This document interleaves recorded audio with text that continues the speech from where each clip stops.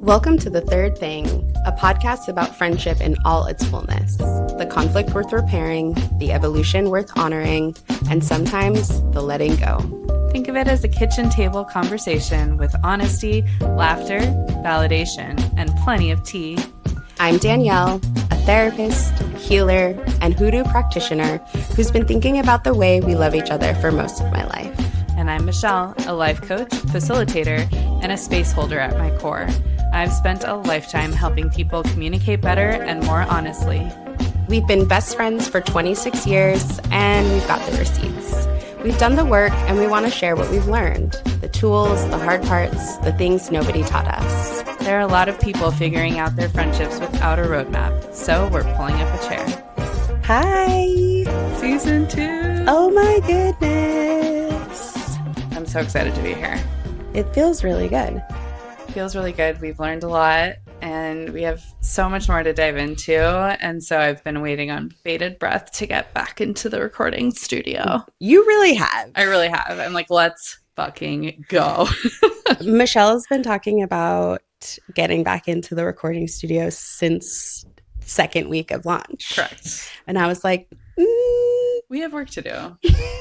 Noted. But I mean, this is it. We love the topics. We love getting in, and we're going to be including a bonus episode around what it was like to record season 1, to go viral in not the best way. Dun, dun, dun. And really just the fact that season 1 was both laying the foundation and creating the container for these conversations around friendship. And now here in season 2, we get a little more into the nuance, the nitty gritty, a little more tea.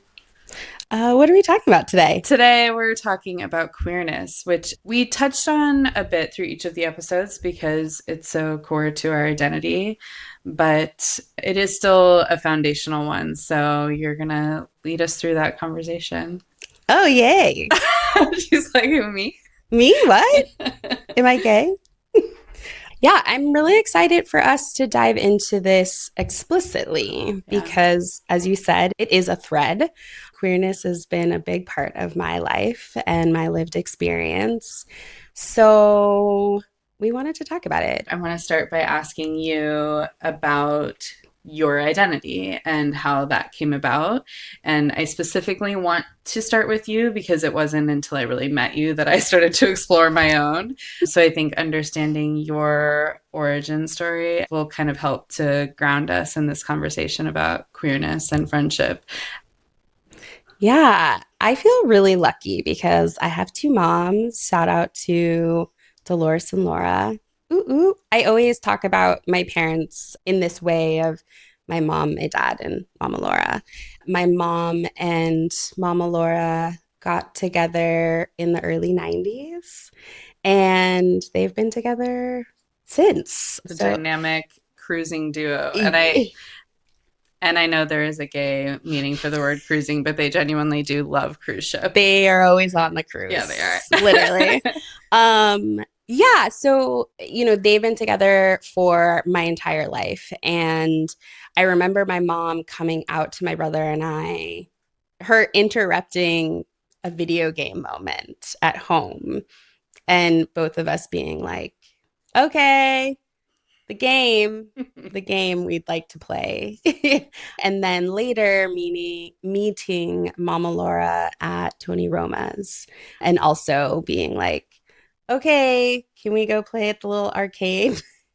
This reminds me of like my dad when I told him about Ashley and he was like, okay, there's food. Can we eat now? Like men. Yeah. Just very, let's keep it moving. Yeah.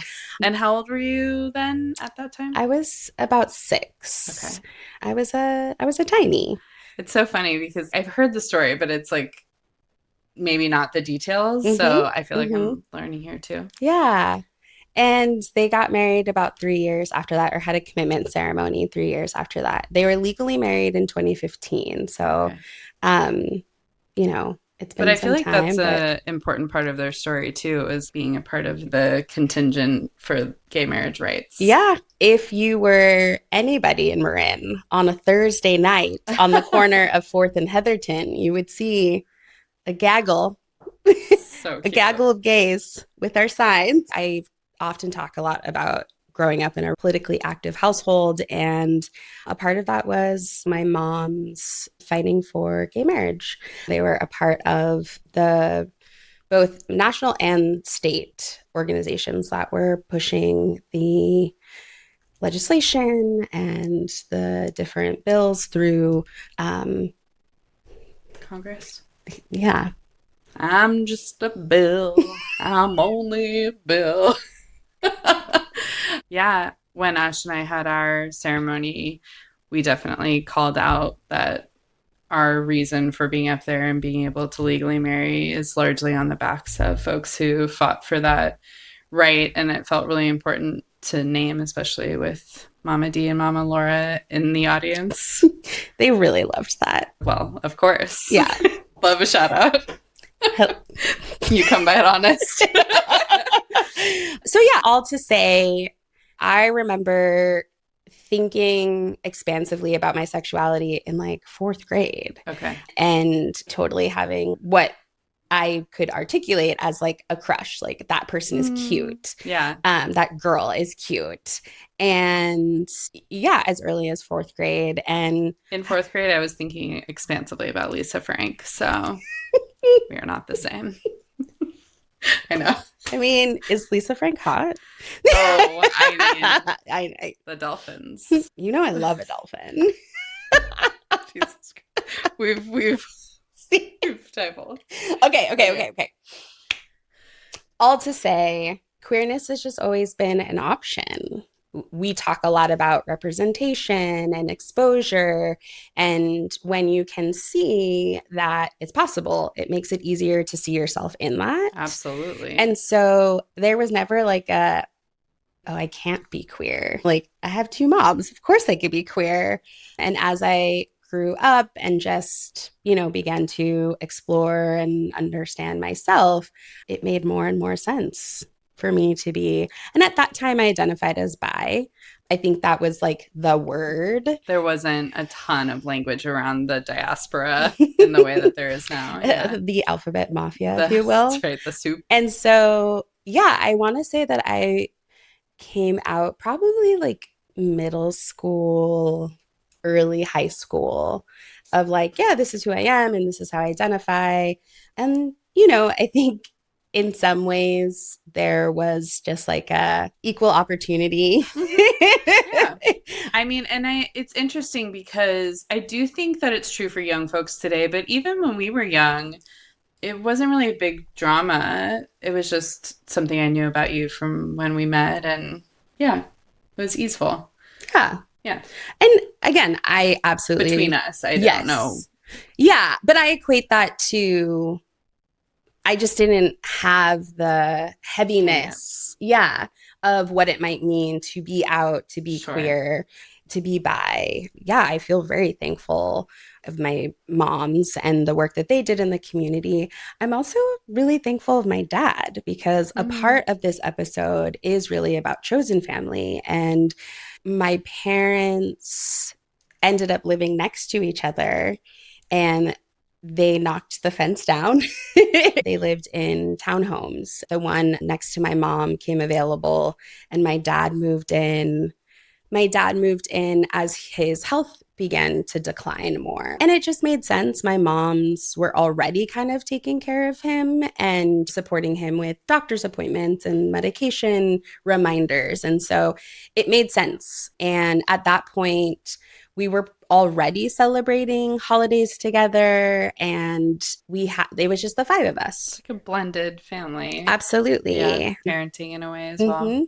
And so growing up for a large portion of my late teens and 20s, like that's when I talk about my three parents who were there, and they all played very different roles. But it was really beautiful that my mom and my dad could get to a place to say, this is actually best for the collective. And that Mama Laura was like, yeah, move your ex-husband next door to us. And can you imagine? That's actually a great point because you're naming so many things here, which is a representation of seeing with a front row seat, a queer relationship and family dynamics that are not following the norm in the United States, and that you're seeing the ways in which it works. I'm sure there were ways in which it was frustrating and it wasn't perfect, but largely raised in ways that open you up to different kinds of structures. Yeah. And again, I feel incredibly lucky to have had those experiences because now I do. I'm like, well, that's the peak dynamic. One, Sure. three incomes. Hello. Sure. In this economy, Yeah. but also just like a helping hand. And I think as a kid, and at that point, I moved home a couple of times in between, but I wasn't living there full time. But it was really nice to be able to be like, I'm going to go next door if it's too much here. Yeah, but I also love that allowed for him to have independence but still be cared for in a way that our systems don't always allow for Yeah. you to be cared for and also have that modicum of independence. And aside from that too, through your mom's, because I've met all of your mom's friends, dare I say, at this point. Yeah. Obviously, through like her having another marriage ceremony with Mama Laura, but through activism, through the every Thursday night, the pride parades, that you're also seeing what queer and chosen family looks like. Yeah. It's so layered. And this episode, I think, is so important because queer folks have been creating the third thing forever from the beginning of time because there can be such isolation. There can be Right. such, you can't be in your bio family or with your bio family, that you do have to find other people to hold you, to take care of you, to be there. And I think for our family, our blended family, it again, it made sense and it was very unconventional. And I Right. look back on it and there are times that it was like maybe uncomfortable to name that. And now I'm just like, this is how it was. What it's also bringing up for me is that we have an amazing group of queer friends here in San Francisco, or some of them have moved up north to the suburbs, but that so many of them are from the Midwest, and where it is a bit more conservative, where it tends to be a bit more driven by religious values, and whether it was directly in a person's family or just the community that they live in, there's this either I don't feel safe here, I don't feel like I can be myself here, or I'd like to explore what the coast has to offer. And so, being in San Francisco, meeting new people, you find that a lot of, I keep saying us because it's our group. I had a different experience, but a lot of us have a shared experience of needing to create a new family where you've decided to land and build a life. And my wife is one of those people. Yeah. I think it's important to shout out Kath Weston and her book, Families We Choose, which really coined this term of chosen Got it. family. And it's such a word that we use all of the time. But I think about that. That was in 1991.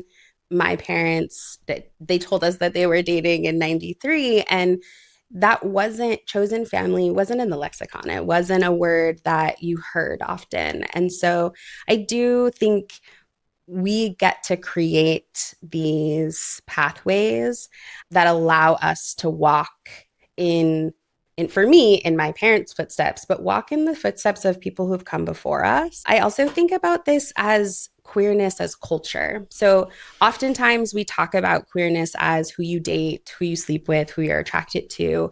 To me, queerness is so much more expansive than that, so much more deep. And I do think about the ways that I live my life, and I'm queer in culture, right? The things that I do, the things that I want, the things I believe are inherently queer, and queer in different, queer and non-traditional. And we can talk about what is traditional versus what is non-traditional, but it is, right? I'm quirky. I already said, give me two other partners because I need some help. I don't Yeah. want to do the dishes. I think this is the perfect jumping off point for me to dive into my experience, because this is then where we intersect. But I didn't have a very overt experience around queerness growing up. Standard nuclear family. I did have a cousin who I really looked up to, who was in the military, played basketball. She had shorter hair, and I was always a little like, what's up with her? But she was older than me. we definitely weren't at family gatherings talking about anyone's sexuality. There was, I will say, because our family gatherings were largely on my dad's side through the Jewish side of my family. And there is this real acceptance of everyone can kind of be how they want to be, but still doesn't mean you're talking about it. So I'd actually be curious to It was still ask. the Yeah, 90s. exactly, the whole time. So I'd love to ask her about her experience there growing up. Having said that, it wasn't until I think I met you that I had a close friend who was somewhere on the Kinsey scale, which we'll talk about in a second. But that was my first introduction. And then just teenagers in general going to parties, and you are sort of exploring the limits of, and when I say sexuality, I don't just mean kissing and sex. I mean how I'm dressing and who I'm hanging out with and how I move my body. And so that was that first entrance to that scale. And then we started doing Reach together, which was a peer youth education program through Marinade's Project. And a super quirky group of people introduced to this Kinsey scale, which is that 0 to 6 spectrum for sexual orientation. So this is introduced by Alfred Kinsey, who did a ton of research around how we all sort of identify. And the way that it was introduced to us at Reach, which may have evolved, but bear with me here, is being in the middle of that scale, 50-50. I'm attracted to men, I'm attracted to women. On one side of the scale might be one or the other. That has changed also even now because we don't always look at sexuality as a binary. Having said that, this understanding that even if you do say, I might only want to sleep with women, I'm okay with seeing a naked male or vice versa. Like, I only date men, but I'd like to kiss a girl from time to time or go to a strip club, that there's this scale or varied acceptance of our sexual interests. And so I think it was through teaching that, through having a spectrum of folks at Reach that we became friends with and listened to their stories, through doing presentations with HIV positive speakers, hearing their stories as well, and even just what being HIV positive meant in the 70s, 80s, even in 90s, and how the lesbian community showed up to support during that time. So this is where I start to get sort of rooted more in understanding of sexuality in a more varied group of individuals. And also, I think it's more where I start to understand that some of my sexuality is a bit shrouded in shame, like stealing my dad's Playboys that he had in a stack in his closet, or reading my mom's book. I swear it was called the Secret Garden or My Secret Garden or something, and it was stories about women's sexual fantasies, but that it was a secret and that it was not something to share or discuss, and that was mine. And so it probably took me a bit longer. Like you said that you started exploring that in fourth grade. I was much later, much, much later. But I often credit you. I mean, your mom took me to my first Pride parade in San Francisco. There's a picture of us in front of the Civic Center with our little rope, which then became such a big tradition for us. And we would rope off half of a city block in San Francisco and have a whole cookout on Market Literally. Street. Yeah.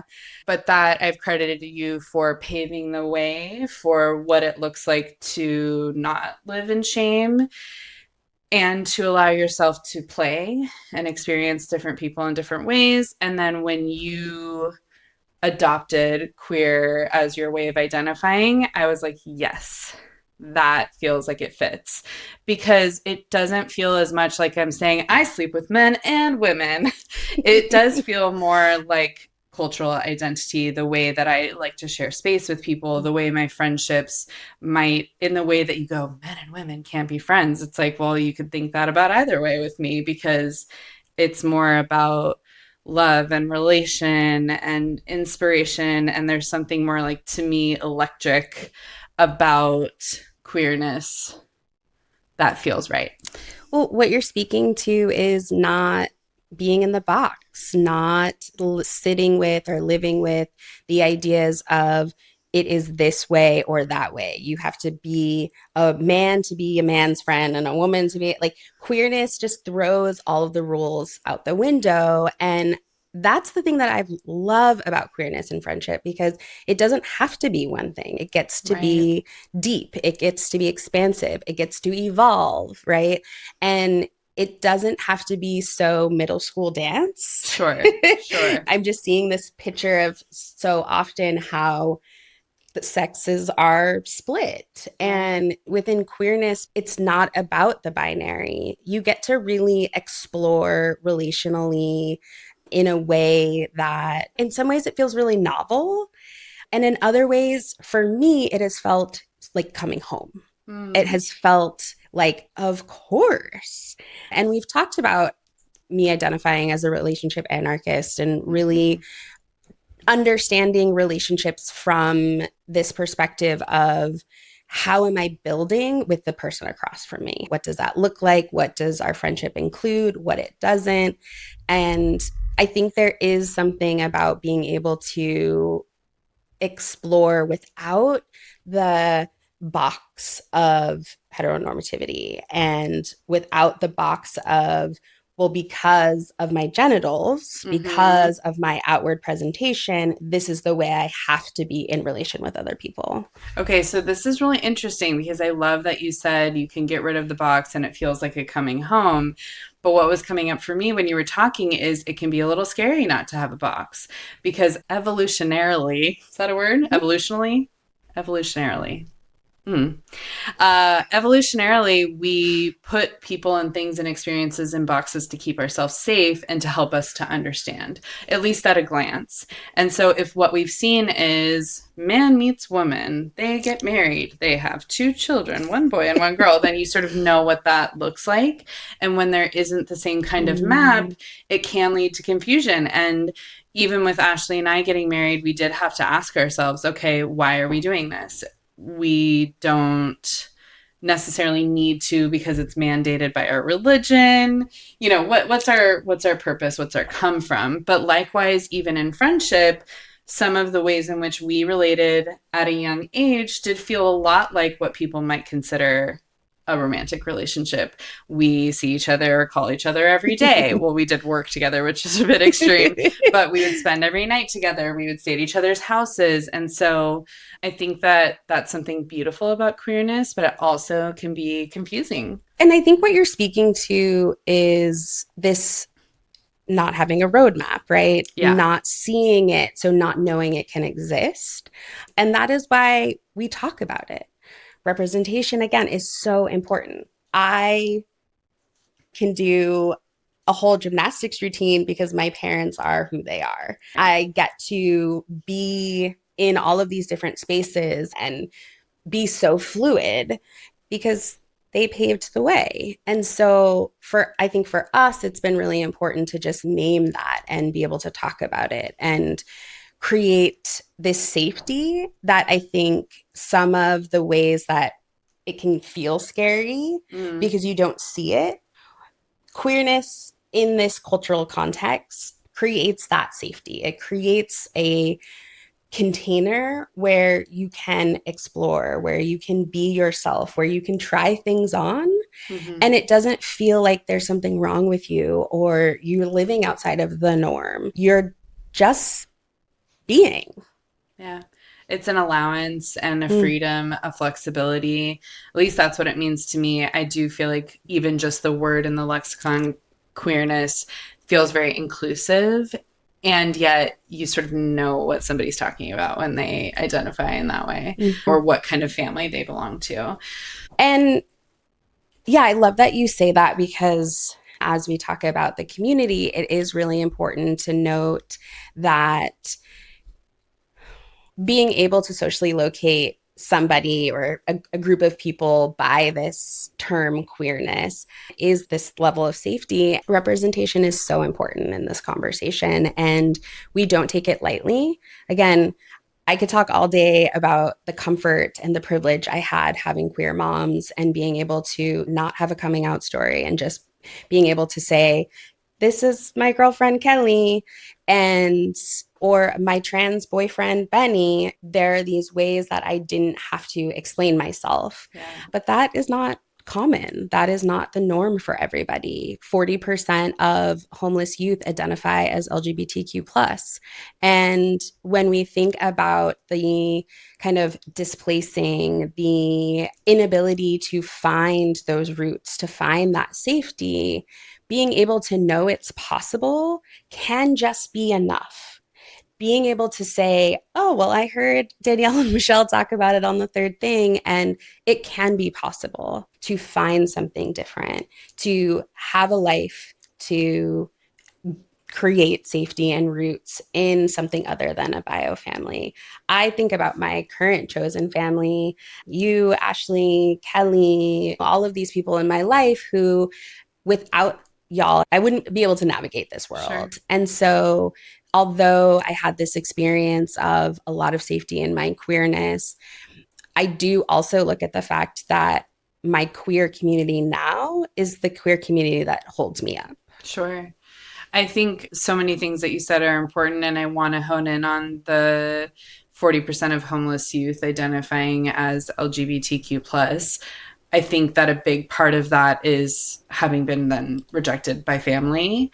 And sometimes that comes as a surprise, or it then also removes the safety and security of your living situation and then can impact the rest of your life, your nervous system, your health and wellness, your finances. So there's this real, I feel like there's such a political, cultural moment around why are we still talking about this? Like, Mm, just be gay, who cares? And I feel like there is real impact, not to mention the statistics around suicide and mhm, what happens when you have so much shame and or have been met with such a response that to be who you naturally are is either unlovable or unwelcome.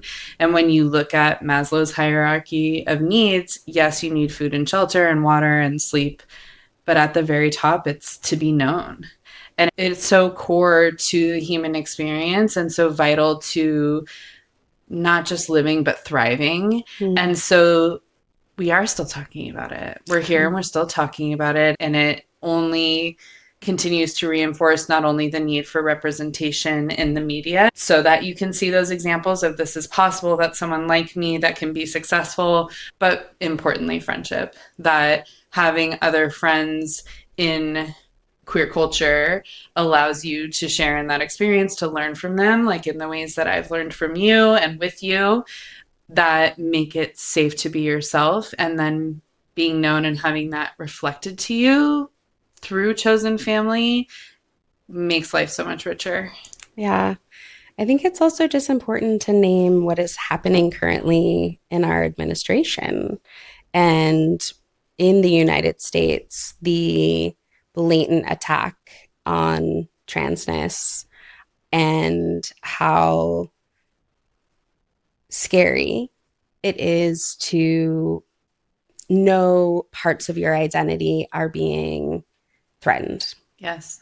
And so when we talk about, of course, we're still talking about it, there are people within our community who can get fired, who can't get housing, who are experiencing high levels of oppression because of their identity, because of who they are. That part. And with all of that said, there are so many organizations that are doing really beautiful work to support the community. And I'm thinking about It Gets Better and the project explicitly talking to queer young folks about how it is hard and it does get better. And I think about what that campaign would have looked like if it was my mom and Mama Laura back in the 90s talking with us, talking with younger folks even today, and what their life has looked like being on the front lines, being grand marshals in the parade, and now in retirement, being able to love themselves in a small town in upstate New York. And so I think there is this deep need to continue to talk about it because that's how we connect. That's how we take care of ourselves. And that's how we know that there is something beyond what parts of the country, parts of the world think of us. Yeah. And because we're talking about representation matters, and Danielle and I are part of your queer chosen family now, if you're listening, I'd love to share part of my experience, my family's experience, which is that my wife comes from a Catholic home in the Midwest and was not originally met with support. And I can find compassion in my heart for how scary that must have been for her parents and this deep belief in what is right and wrong, what will send you to heaven or to hell. For a parent who wants the best for their children and can perceive pursuing a queer lifestyle as being one that would include a lot of adversity or pain, and not only wanting your children to thrive and be successful and to be welcomed into spaces, but also even so far as the damnation of their immortal soul. And if that is your belief, how you're raised and how you raised your children, wouldn't that just be the worst thing in the world to feel like they're not going to end up with you in the afterlife? I don't know if I'm over dramatizing it because I'm not religious, but I can Oh, understand that fear and that sadness and that grief. And we overcame that from the first 2 years of not really being welcome in that space to creating relationship with her whole family, and then sort of backsliding to not having certain family members at our wedding, not by our choice because they chose not to come, and then coming back up around to them being really involved in our daughter's life and continuing to nurture and improve a relationship. I'm not going to lie, it does require compassion and empathy on both sides. And I just think it's important to highlight and talk about because there is so much divisiveness in our country around lifestyle choices, who somebody loves, and how you identify. But that if it's worth it to you to be patient and to have conversations and to continue to live your life unapologetically, what I have found is that often there is peace and acceptance on the other side of that, especially when it's rooted in love. And I know this episode is mhm. about friendship, but I just think that as your friend in a queer marriage with a child who has faced this kind of adversity, just sharing that it is possible and that there are these ups and downs that are truly, truly painful, but also that there is some healing on the other side, Mm, or that can be. there can I be. don't want to paint it all with the same brush, but Yeah. offering that as my story. Well, both of our stories. Yeah, We grew up in a more progressive part of the country. exactly. I grew up with queer moms in the 90s, and our experience is our experience and our story, but it is a part of the queer history, right? And I think the thing that is so beautiful is we get to share that it's not just one story. Yeah, It does get better. And that looks different for everybody. It hasn't always been so easy in the ways of being queer. And because we've had such beautiful support in each other, in our exploration of queerness as friends, as when we're closer or not, like we always had that. We always just, we could come home to it. absolutely. Um, yeah, Will you pull us a card? I will. So this season, I will be using the Crow Tarot deck. That's right. I'm excited for this. So let's see. What is the Crow Tarot deck going to give for us? Season 2, episode 1. The Knight of Cups. I love this. I love this. I love this. The Knight of Cups is all about moving forward, being on a journey, but this is a slower journey. This is about being really present. We can think about the Knight of Cups as awaiting a beautiful message or a message of hope, a message to carry us forth. You know, from last season, night energy for me is like 18 to 30. So you're not in this discovery stage anymore. You're more in the stage of putting things into action. Cups is connected to the element water, and it is our emotions. And so the Knight of Cups is really an invitation to sit with your emotions, sit with what comes up, and wait for the messages to come. As I connect this to our episode on queerness, there is this really beautiful sentiment of one, the emotionality of Mm-hmm. this episode and queerness and our experience, but also this tenderness of what it feels like to await a message of hope, await a message of love, and await a message of it gets better. The Knight is always on a journey. And as I've said in the past, it's really important to think about this journey, not the destination, but what's happening in between. What are the nuggets you're picking up Mm. to nourish yourself in this moment? Whew, and we're kicking off season 2. We're really excited. Thanks for joining us. See you next time. If today's episode meant something to you, share it with a friend. Find us on Instagram at The Third Thing Pod, and everything we're building lives at www.thethirdthingpod.com. Episode notes, our workbooks, all of it. And if you're ready to go deeper, real community, monthly events, early access, and to join the group chat, we're on Patreon. The link is in the show notes. If you're loving the show, a rating and review genuinely helps more people find us. It takes 2 minutes and it means everything.